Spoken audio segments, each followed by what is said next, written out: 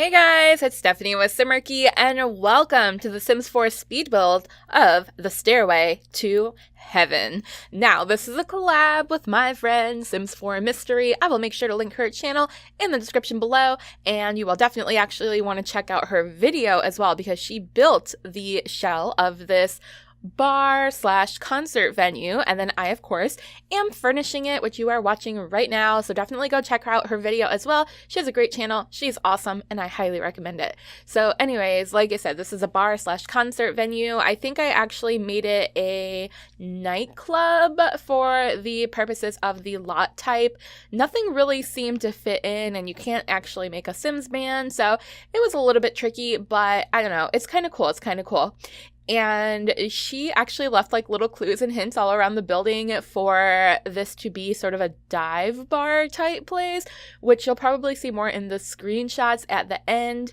But there's like little trash laying around outside, and there's graffiti on the building and things like that. So I just took that theory and ran with it. So, I mean, it's a nice bar/club, whatever this is, concert venue. But it's also a little bit run down, which is fine, because I mean, you figure there's a lot of Sims in here partying and having a good time, and it's probably hard to keep it updated and keep pumping money into it. So you'll see funny little touches, especially here in the bathroom, with some cracks on the wall and the cardboard floor, which is kind of a funny, it's actually a dance floor, but I thought it would look funny just to look like it's a bunch of cardboard left over in the bathroom. Maybe they had a leak and they try to cover it up that way. I don't know. But I have been to plenty of concerts in my day, so believe it or not, this was pretty easy for me to do. I took a lot of inspiration from different clubs and concert venues that I've been to in my life, and I probably drew the most inspiration from a place in Cleveland called Peabody's. And gosh, I haven't been there in well over 10 years, maybe even longer, so I'm not even sure if it's still there. It's moved several times. I believe at one point it might have been in the flats of downtown, and then it moved closer to the university, Cleveland State University, which is actually the college that I went to. So let's see, this video is like 20 minutes, so I think we have plenty of time for story times. So I will probably talk about that concert venue, maybe some of my favorite concerts I've been to there, and then I might as well talk about college a little itty bitty tiny bit, since this venue that it's kind of sort of inspired from, like I said, it was across from my college. So let's talk about that real quick. I actually started college when I was 16, so funny enough, I couldn't really party at that time, although I did still go to lots of concerts. And my best friend in college, Michael, shout out to Michael, not sure if you actually watch my videos, probably not, but he was my best friend in college, and we had this really cool arrangement where we could go to any concert that I wanted or any concert that he wanted, and he would pay for the tickets as long as I would pick him up and provide the ride. So I figured that was a perfect arrangement. I had a car, I could drive, I didn't mind, and he would pay for the tickets. So it was awesome. We got to see lots of cool shows together, and he's like, well, okay, he's lost a lot of weight since then, which is awesome. He's a runner now, and he's just like literally shed tons and tons of pounds. But in college, from when I remember him, he was a big giant dude and long black hair and a big old beard and very intimidating looking, but he was a sweetheart, complete sweetheart. But he was my concert buddy, and when he was in the pit, he would just go crazy and start dancing and be in his own little world, and people would kind of like back up away from him and give him his space to do his thing, and he was just awesome. I loved going to shows with him. Oh man, memories. I actually don't go to concerts that often anymore, which is kind of weird because that used to be my life. I mean, literally, it was my life. I would not go to a concert every once in a while. It was 3 or 4 times a week. We're talking almost daily. I would go to shows. Favorite thing to do from a young age. Probably started going to my first shows when I was around 13, maybe 15, 16, the oldest. And my first concert, actually, this is kind of a weird one because I remember it as one way and my childhood best friend Amy remembers it as another way, but I remember it being this band called Our Lady Peace, and it was at the original Peabody's, I believe, the one that was in the flats before it moved by my college. And the opening bands were called Super Jesus and Black Lab. So I believe technically that was my first concert. I think she was even there with me. if my memory serves me correctly, we went together. But she says our first concert was No Doubt, and that was in June of 1997. I still remember that date. So I'm not sure which one came first, but one of those two were my first concert, and they were both great shows. No Doubt played with Weezer, so we're going like really old school 90s stuff here. And it was amazing. I think it was when Tragic Kingdom first came out. So yeah, that's how long ago it was. And it was at a giant concert venue, like an outdoor place. I think it was Blossom Music Theater. I don't even know if these places are still there. I mean, I'm sure they are because this one was gigantic. And yeah, that was like outside of Cleveland, maybe like 45 minutes outside of Cleveland. But one of those two were my first. But Peabody's, the Peabody's that ended up being across from my college is the one that I said I have the most like vivid memories of. Definitely my favorite concert venue, and the way that it's set up. Oh, you know what? Actually, I think that first concert I was talking about, Our Lady Peace, might have actually been at the Odeon, not Peabody's. I'm not sure. I confused those two. I don't know. I guess it doesn't really matter. It's not even pertinent to the story. Just throwing that out there for fact checking.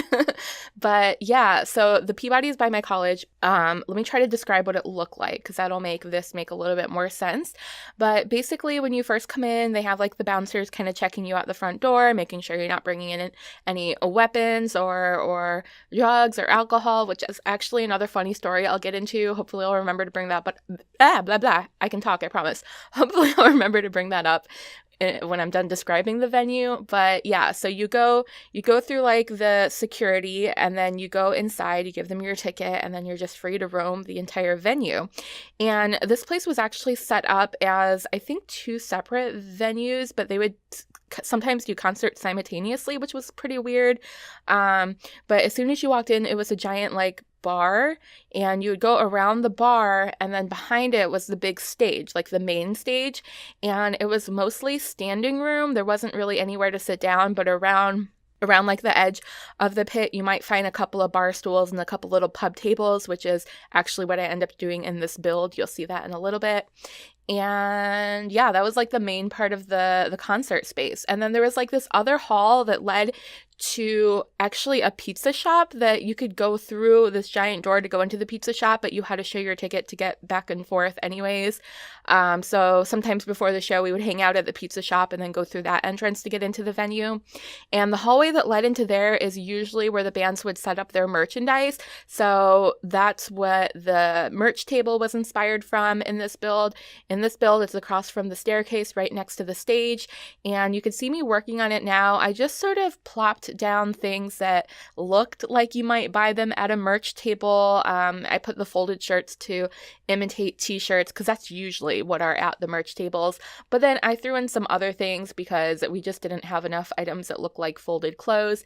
So I put in some of the Sugar Skulls and some CDs. Obviously, you could buy the band CDs at the merch table too. Also put in some candles and incense burners and just random things like that. Some mixtapes. I don't know, whatever I could find and buy to bug that fit the theme. But usually the merch table has the t-shirts, the CDs. Sometimes you could buy signed merchandise, stuff that was signed before the show. Often you could buy like stickers and pins and patches and hats and whatever, anything that the band brings to make money. Because believe it or not, most bands, especially smaller bands, make most of their money touring, not necessarily from album sales, but from touring. And merch sales is really where they get the bulk of their money. So I always try to support my favorite bands when I go out to see them by buying something.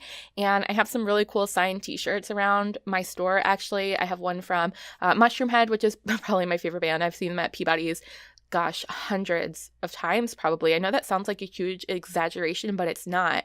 When I would go to those 3 or 4 concerts a week, more often than not, it was Mushroomhead, because they were a local Cleveland band. Technically now they're national, even though not many people have heard of them still. But yeah, they put on a lot of weekly shows between Cleveland and Akron, and I would go see them every single time. I think there was a 2-year period where I never missed one of their shows within like a 50-mile radius ever. I went to every single one. So that's how much I love them. And it was a very underground scene back then. You wouldn't see kids running around like you do at their shows nowadays. It was very, how can I put this in PG friendly terms? Let's just say it felt more like a fetish scene, or yeah, like sort of an underground fetish scene. I don't even know how to explain it. It was just half naked people running around, and yeah, just chaos and fun and mayhem. And I was a pretty good kid, but that was my outlet for fun. And I did drink. Oh, I probably shouldn't admit that, but I did drink. I spent a lot of my college years drinking.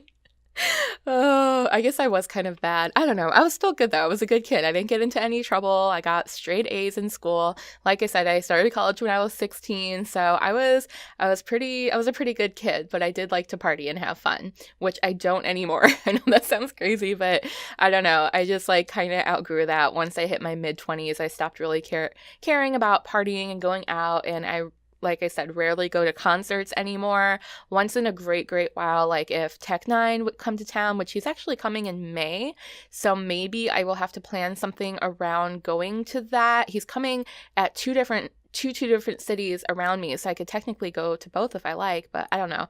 I would have to close down the store early, and it's a lot of work. Have to find someone to go with me. God, I'm getting old. Oh my God, I'm getting old. I thought I would go to concerts for the rest of my life, but I can't really be bothered anymore. But yeah, if Mushroom Head or Tech9 comes to town, I at least try to go. Or, of course, Mindless Self-Indulgence, that's my other favorite band. But anyways, what was I talking about? So the venue. Okay, the venue itself, the little hallway I was talking about that leads into the pizza shop also had the merch table and the bathrooms were very run down, like the one I built at the beginning of this video. They were gross, and there would be, paper towels on the floor and alcohol spilled on the floor and garbage all over the place. And yeah, they were pretty gross bathrooms. And then on the opposite side of the hall was the second stage. So they had a second area where bands would perform. And like I said, sometimes they would alternate. So you would have a side band play first, and then the main stage, the big band would play, and vice versa. Well, not really vice versa. It was always the big band on the main stage. And then there was an upstairs, which a lot of people actually didn't know about. Either they didn't know about it or it was closed a lot of the times. I'm not sure, but that was my favorite place to go. So you would go upstairs, and it was called the Rockstar Lounge, and it was a separate bar. Well, still part of the same venue, but a separate bar area. And instead of having like general admission standing room, there was just couches and seating all around the bar. So there was like leather couches and side chairs and benches and bar stools. It was a lounge, set up like a lounge. And there was a row of seating right in front of this balcony, and you could sit on the balcony. And at one point it was, I think, glass or some sort of like plexiglass in front of us. And I think at some point they may have removed that. But basically you could see the band perform from the balcony. So you could see it pretty much anywhere in the venue, which I thought was pretty awesome. So that's where I would hang up upstairs in that lounge.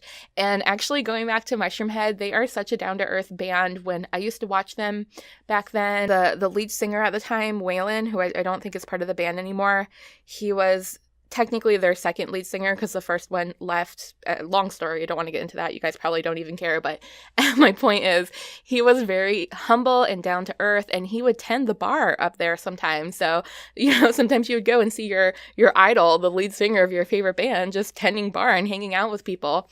And he also had his birthday party there one year, and he invited a bunch of friends, and my friend Katie got invited and brought me along, and we had a really good time. He was such a nice guy, like I said, very down to earth, very cool guy. I love that. I love when bands are really cool and actually care about their fans. For me, that makes all the difference. I've met a lot of bands in my life, and the ones that I remember and cherish the most are the ones who are really good to their fans.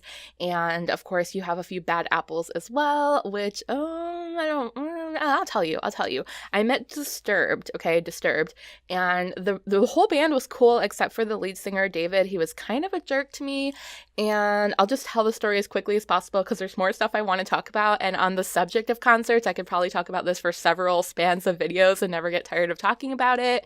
But long story short, we stayed after the show to meet him a very long time in the cold, waiting hours to meet him. And when he came out to go to his tour bus, he kind of blew everyone off, which I guess is kind of understandable, but they were still a newer band at the time.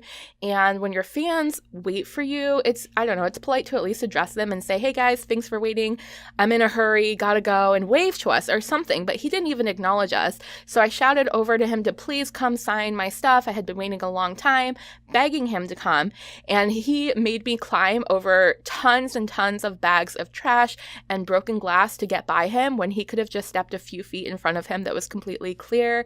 But anyways, I did it. I climbed over all the broken trash and I got to him, and he signed whatever I had, my CD cover, through the fence. Didn't look at me, didn't acknowledge me, didn't say hi, nothing. Just signed it and walked away, which I guess was kind of nice of him to at least do that. But again, he ignored everyone else, and people were waiting a very, very long time to meet him. So I thought that was kind of a douche move. I don't know. That just sat really badly with me, and I will always remember that. So yeah, bands should be nice to their fans. They should. The fans are what make them. But anyways, moving on to the story that I wanted to tell. And gosh, I have a few minutes here. I think I can squeeze it in. But going back to this Peabody's place that inspired me, I went to go see one of my favorite artists, Tech Nine, and I was over 21, so I was legally allowed to drink, okay?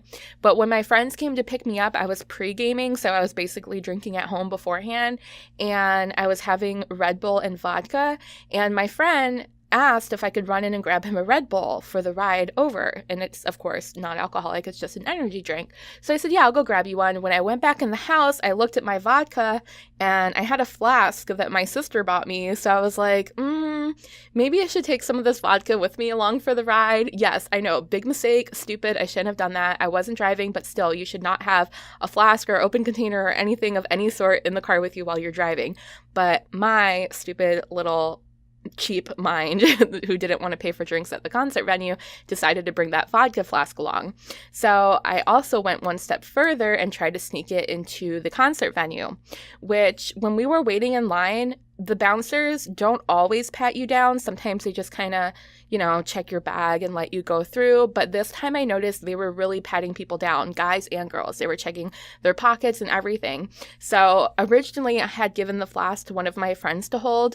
And when I noticed how vigorous they were with checking people, I told him to give it back to me so that I can hide it in my skirt because I didn't want him to get caught with it and get in trouble.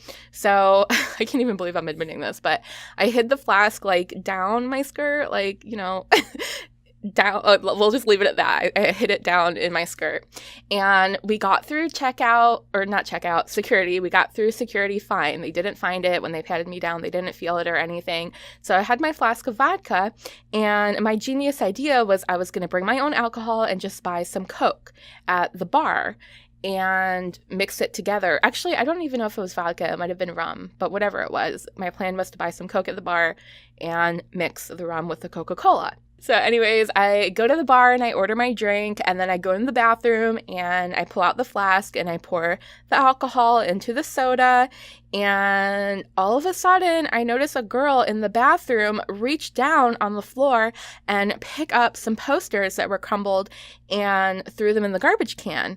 And my immediate thought was, uh-oh. A regular patron wouldn't do that. That's kind of gross and grimy. So this person must work here. So I went into one of the bathroom stalls to finish pouring the vodka into the drink. And I got a little bit paranoid, but I didn't think too much about it. I was just like, maybe she works here. I don't know. I better be careful. So as soon as I step out of the bathroom, guess what, guys? There was security waiting for me. And it wasn't just security. It was an actual police officer in a police uniform, okay? So he stops me. Oh my gosh, I don't know if I'm going to have time to finish the story. So I'll finish the story while you look at the screenshots. How about that? So anyways, he stops me and he's like, what did you put in your drink? And I look at him stupidly and go, I didn't do anything. I don't know what you're talking about. And he said, I'm going to give you an opportunity to come clean right now or I'm going to arrest you. And I was like, okay, I'm over 21. It's legal. I put some vodka in my drink that I brought from home. And he's like, first of all, that's not legal. That is illegal. You're not allowed to bring alcohol into an establishment. And instead of arresting me, he just walked me out. He told me I had to leave. He kicked me out. He took me to all the entrances and pointed to me and said, this girl, no re-entry. So what I ended up doing was putting on a disguise. I was wearing hair extensions and stuff and full face of makeup, totally dressed up. So what I did did was I got a ride home. I took off all my makeup, took out my hair extensions. I put on a big baggy hoodie. I took my sister's ID and I pretended to be her, and I snuck back into the venue. My friend had an extra ticket that he gave me, so he gave me that ticket and I snuck back into the venue and pretended to be underage. And they, you know, because my sister was underage at the time, I used her ID, so they put the big black X's on my hands so I couldn't drink, and I snuck back in and watched the show, and it was great. It was good timing. I got there right when Tech 9 took stage. So anyways, that's my horrible, horrible story. Don't judge me, okay? Don't judge me. We're all young and stupid sometimes. Don't do what I did, guys. But anyways, thank you so much for watching. Oh my god, what a horrible, horrible video. Well, whatever. I said it. It's done. It's done now. It's out and it's open. And anyways, check out my bar. Thank you so much, Sims 4 Mystery, for doing this collab with me. I hope I didn't ruin your video by talking about my crazy story. And if you guys want to hear more about my concert experiences and things like that, let me know. And if you're like, wow, Steph, that was TMI, what are you doing? Then I'm sorry. I apologize in advance. But anyways, make sure to subscribe if you want to see more videos. And check out Sims 4 Mysteries part 1 of this video. I will link her channel in the description below. And of course, you could download it on the gallery. As always, my origin ID will be in the description below as well. I hope you guys have a wonderful, wonderful day. Bye! Wait guys, before you go anywhere, make sure to click over here to subscribe and click down here to watch some more videos. See you next time.